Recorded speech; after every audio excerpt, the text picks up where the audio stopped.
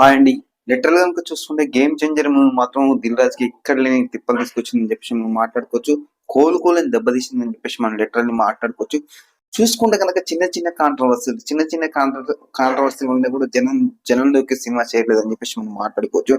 మొన్న గనక చూసుకునే ప్రీ రిలీజ్ ఈవెంట్‌లో పృథ్వీరాజ్ మాట్లాడితే జై జనసేన 11 సీట్లకే పరిమితం చేసినాం అని చెప్పేసి చాలా కాంట్రవర్సీగా మాట్లాడడం జరుగుతుంది. ఒక విషయం ఎవరైనా గుర్తుపెట్టుకోవాలి, సినిమా డైరెక్టర్లు కావచ్చు, సినిమా నిర్మాతలు కావచ్చు. రాజకీయాలు వేరు, సినిమాలు వేరు. రాజకీయాలు మాట్లాడు ఎప్పుడు ఇది ఒక రాజకీయ ప్రెస్ మీట్ పెట్టినప్పుడు, రాజకీయ సభలు పెట్టినప్పుడు సో అక్కడ మాట్లాడితే ఓకే. బట్ ఇక్కడ ఏం మాట్లాడుతూ ప్రీ రిలీజ్ ఈవెంట్ అని చెప్పేసి ఏం మాట్లాడుతున్నాయని ఒక విషయం మనం ఒకసారి చూడండి. రాజమహేంద్రవరం ఈ రోజు ఇక్కడికి రావటం నిజంగా గొప్ప అదృష్టం. ఎన్ని సినిమాలైనా చేయొచ్చు, ఎన్ని క్యారెక్టర్స్ అయినా చేయొచ్చు, కానీ ఈ రోజు ప్రత్యేకం ఏంటంటే పండగ మనకి సంక్రాంతికి ఇంకా 4-5 రోజుల పైన ఉంది, ఒక 1 వీక్ ఉంది. కానీ మనం ముందు వచ్చాం, సంక్రాంతి ముందు చేసుకుంటున్నాం. ఈ రోజు దేవుడు వచ్చే రోజు, మా డిప్యూటీ సీఎం పవన్ కళ్యాణ్ గారు వచ్చే రోజు, game changer of AP politics. ఇది దేవుడి స్క్రిప్ట్ అంటే. మొన్న సినిమాలో చెప్పా, ఏమంటే ఏంటంటే అపోజిషన్ క్యారెక్టర్ నాతో చేయించారు, అసలే పవర్లో లేవు మనకి, 11 వచ్చేసిన ఏం చేయాలని. సో ఎక్కడ దొరికితే అక్కడ సెటైర్లు కడుగుతున్నాం, ఎండేస్తున్నాం, అద్భుతం. సో ఇదన్నట్టు విషయం. ఎందుకంటే ఇలాంటి కాంట్రవర్సీ డైలాగులు అవసరం లేదు. ఎందుకంటే డబ్బులు కోట్లు పెట్టి ఖర్చు పెట్టి సినిమాలు తీసినప్పుడు ఇలాంటి కాంట్రవర్సీ డైలాగులు తీసుకొస్తే సో వైసీపీ వాళ్ళు ఏమనుకుంటూ చూసుకుంటే కనుక ఇది పక్కా జనసేనకు సంబంధించిన సినిమా కావచ్చు అని చెప్పేసి వాళ్ళు అనుకోవడం సహజం. ఎందుకంటే వాళ్ళకు సినిమా చూడాలని ఇంటెన్షన్ కూడా మీరు చెప్పిన డైలాగులు 11కి పరిమితం చేసినాం, వైసీపీ అది ఇది అని చెప్పేసి అసలు పార్టీలకు సంబంధించి తీసుకురాకూడదు. మీరు ఏమైనా చూపెట్టుకోవాలనుకున్న సినిమా చూపెట్టుకోండి, అది వేరే విషయం. ఎందుకంటే వాళ్ళు ఆల్రెడీ థియేటర్కి వస్తారు కాబట్టి వాళ్ళని అసలు చూస్తాను, లేకపోతే అంతేగాని చెప్పేసి ప్రీ రిలీజ్ ఈవెంట్ అని చెప్పేసి ఇష్టం వచ్చేట్టు మాట్లాడితే ఇప్పుడు జనాలు ఇప్పుడు ఏపీలో మొత్తం మనకు కూటమి అభిమానులు ఉండరు కదా, వైసీపీ అభిమానులు కూడా ఉంటారు. అయితే కొంతమంది వైసీపీ అభిమానులు ఏమనుకుంటారంటే మనకెందుకు పాలిటిక్స్, సో మనం సినిమా చూద్దాం అని చెప్పేసి అనుకునేటోళ్ళు కూడా ఇలాంటి పృథ్వీరాజు లాంటి వాళ్ళ స్పీచ్ అయినాక ఎందుకురా బాబు మనకి ఇలాంటి సినిమాలు అని చెప్పేసి ఒక నెగిటివ్ థాట్ రావడం జరుగుతుంది లిటరల్ గా మాట్లాడుతుంది. దానివల్ల పృథ్వీరాజు బాగానే ఉంటాడు, పవన్ కళ్యాణ్ బాగానే ఉంటాడు, అందరు బాగానే ఉంటాడు. నష్టపోయేది కూడా దిల్ రాజు నష్టపోతాడు. ప్రొడ్యూసర్ 500 కోట్లు పెట్టిన సినిమాకు ఎవడిస్తాడు, ఎవడబ్బ సొమ్మని ఇస్తాడు, ఎక్కడి నుంచి పట్టుకొస్తాడు?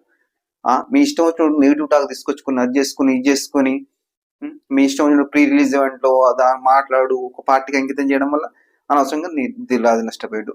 దిల్ రాజు కూడా ఒక్కొక్కసారి ఏం మాట్లాడుతున్నా అర్థం కావట్లేదు. లిటరల్గా చూసుకుంటే మన నిజామాబాద్ ఏమంటాడు, మా తెలంగాణలో సినిమా చూడడం రాదు, తెలంగాణలో తెల్లకల్లు, మటను, చికెను, తొక్క, తోటకూర అని చెప్పిండు.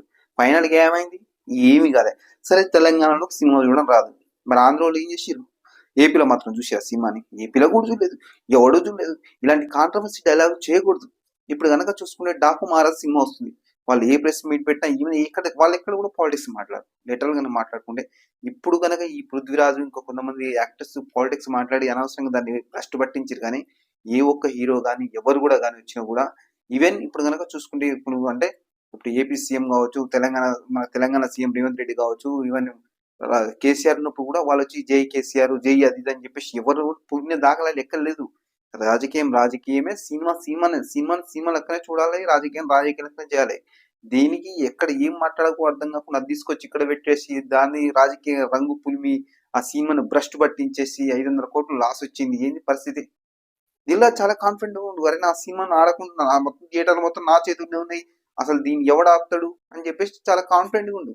చూసుకుంటే పొద్దున కూడా బిగ్ మషియాలు చూస్తూ మొత్తం ఎంటీగా ఉన్నాయి, చాలా వరకు ఖాళీనే ఉన్నాయి, చాలా వరకు కనబడుతున్నాయి, చాలా వరకు బుక్ చేసుకోలేదు.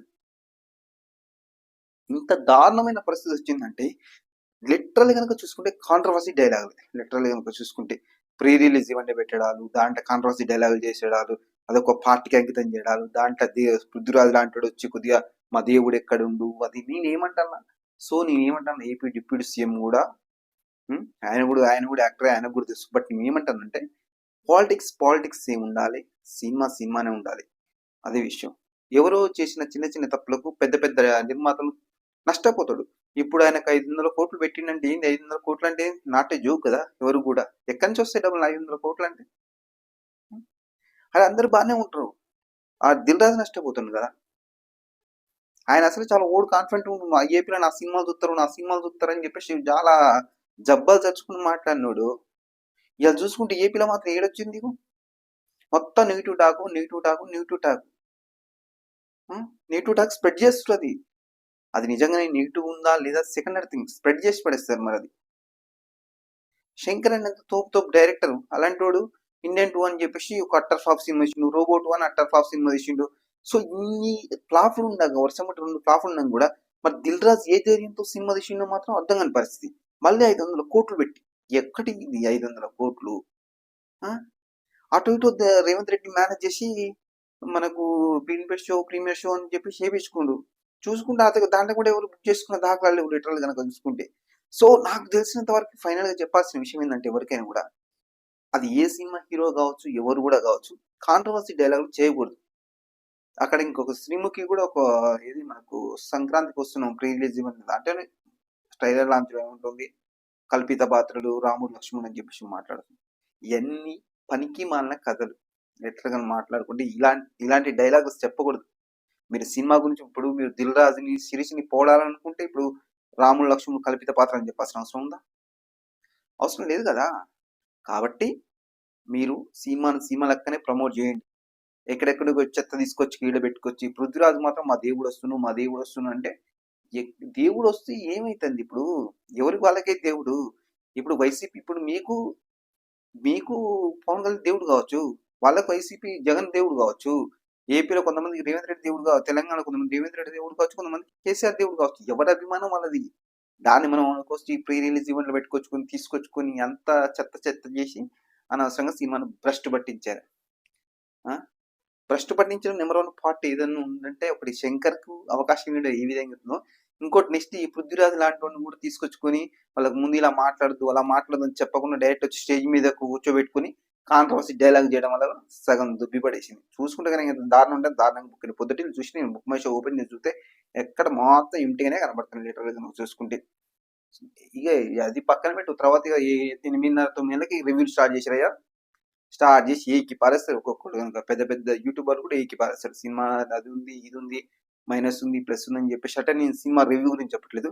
సో కాంట్రవర్సీ డైలాగుల వల్ల ఒక నిర్మాత ఎలా నష్టపోతుందని మాత్రం నేను చెప్పిన. సో దిల్ రాజు కూడా ఇలాంటి కాంట్రవర్సీ డైలాగ్ కూడా చేయదు. తెలంగాణలో వచ్చి సినిమా చూడడం రాదు, మటన్ తింటారు, చికెన్ తింటారు, కళ్ళు తాగుతారు అని చెప్పేసి అలాంటి డైలాగ్ చెప్పదు. చిన్నపాటి చిల్లర డైలాగ్ అంటారుగా ఆ టైప్ లో మాట్లాడుకుంటూ అనిపించింది నాకు. సో దాని రియాక్ట్ అయ్యి నేను వీడియో కూడా చేయడం జరిగింది. కాకపోతే విషయం ఏంటంటే సో చూసుకుంటే ఏం జరుగుతుందంటే ముందు రోజులైనా జాగ్రత్త పడాలా. కాంట్రవర్సీ డైలాగ్ చేయకూడదు. మీరు ఎవరి నిర్మాత చేయకూడదు, డైరెక్టర్ చేయకూడదు, తోటి యాక్టర్తో కూడా చేపించకూడదు. ఎందుకంటే సినిమాది ప్రాఫిట్ తీసుకొచ్చేది. అనవసరంగా కాంట్రవర్సీ డైలాగ్ చెప్తే వచ్చే డబ్బులు కూడా ఎవరు రాడు, చూసేటోడు కూడా ఎవరు చూడు. అది విషయం. సో చూద్దాం మరి ఇంకా ముందు రోజులు ఏం చెప్తాం మనం వేచి చూడాలి. Okay, thank you.